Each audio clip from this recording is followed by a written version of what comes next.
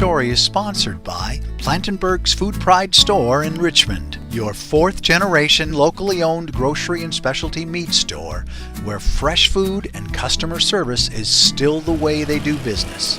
Plantenberg's custom meats and homemade sausage are regionally famous.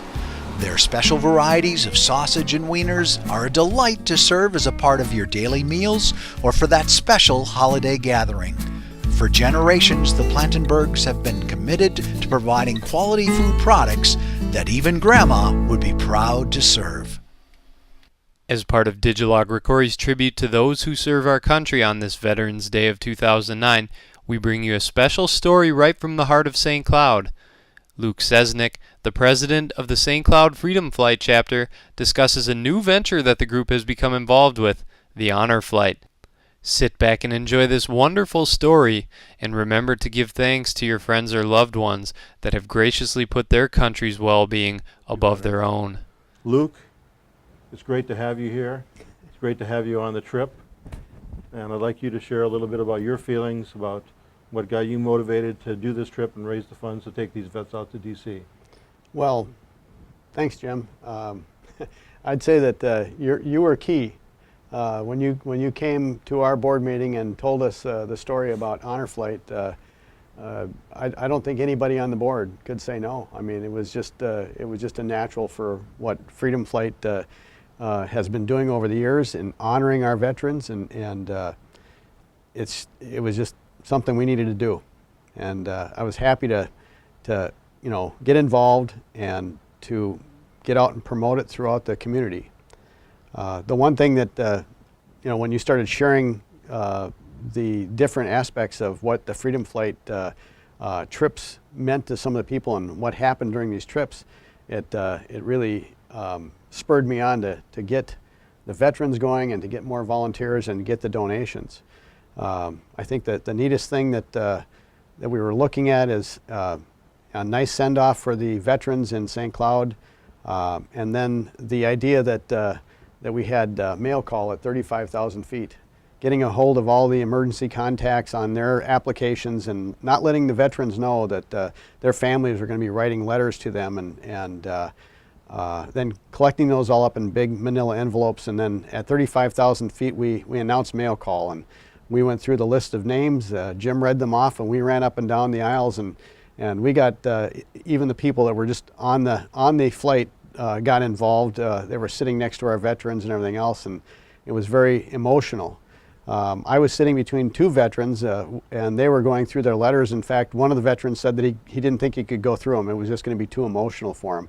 So I kept looking over my shoulder at the gentleman sitting behind me. He was in a seat in an aisle by himself, and he was doing okay, but then all of a sudden I noticed that he was just sobbing and had some pretty big crocodile tears and stuff, and I thought, well, I better go back and just ask him how he's doing, and I'll never forget it. It was pretty emotional for me and for him, but I asked him, I said, are you okay? And he said, yeah, I'm okay. I never expected to see these kind of letters from my family, but he says, this letter, and he held one up, says, is going to mean the most to me for the rest of my life. And I said, well, who's it from? He says, this is from my son, who I haven't talked to for over 20 years. Excuse me. It was pretty emotional. His son wanted to have lunch with him the day after he came back from his trip, and I'm sure that went well, because his son had a lot of good things to say, and it went on from there. But in talking to other veterans about their letters, it was just so neat for them to be able to hear from their sons and spouses and everybody else, that they were proud of them. A lot of them just, they don't think about how proud people are of the World War II veterans and the job that they did.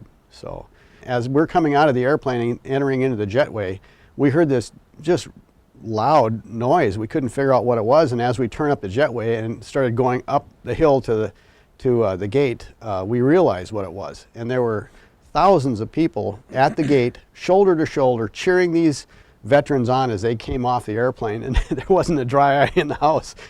People were shaking their hands and thanking them for their service, and they had never ever seen that kind of welcome in mass like that. So the Honor Flight group in Washington, D.C. was just phenomenal in getting the word out and making sure that they had a great reception for these guys when they hit Washington, D.C. And not only do they do that for our group, but they do that for every single honor flight plane that comes into Washington, D.C. They recruit these volunteers, and they come in by the dozens, maybe even as many as 100, and they welcome each one of the flights, and that's what makes it so special. And I want to go back a little bit, Luke, to a little bit more with my involvement. For 20 years, I ran the World War II Veterans Group at our St. Cloud Medical Center here. And I noticed during that 20 years that I had to go through probably 15 or 20 different funerals of these World War II vets who were dying in their 70s and 80s. And now we're looking at World War II vets that are in their 80s and 90s. So I knew when I retired from the VA, if we didn't get these guys out to see this World War II memorial soon, it was going to be a lot more funerals and a lot more guys that didn't have the opportunity. And I was just so happy to be involved with Freedom Flight and to see Freedom Flight jump on the bandwagon with our current president and the board of directors to say, we'll do this. And I know they'll do it again.